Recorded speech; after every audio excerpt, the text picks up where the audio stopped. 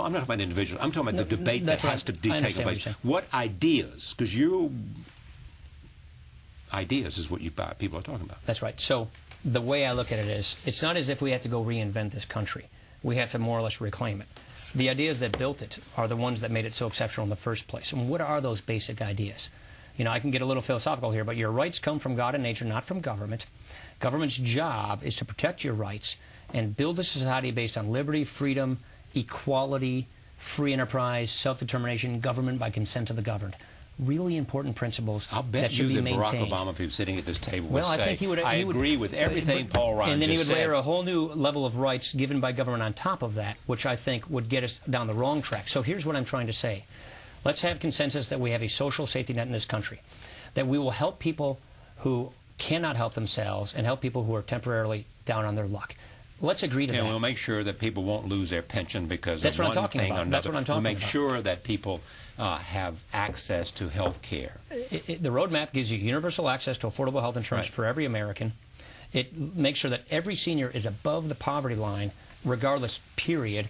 And it makes Medicare and Medicaid and Social Security permanently solvent, according to the Medicare and Medicaid trustees and the Congressional Budget Office.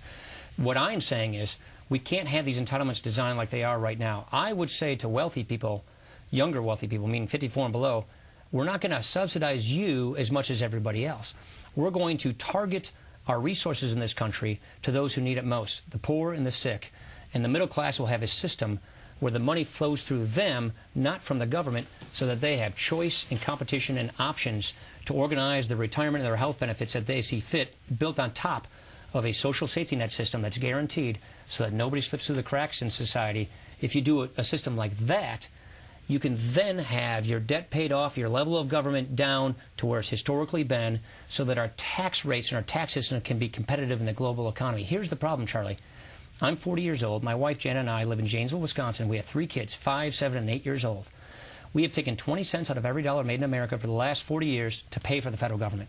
When my kids are my age living in Janesville, Wisconsin, we're going to have to take 40 cents out of every single dollar made in America just to pay for this government at that time. We're increasing our retirement population by about 100%, but only increasing our taxpayer population by about 17%.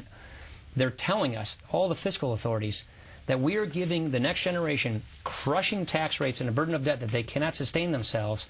So let's go back and fix this retirement safety net. Let's fix this healthcare system and do it in a way that it doesn't bankrupt our country, but actually pays off the debt in our country.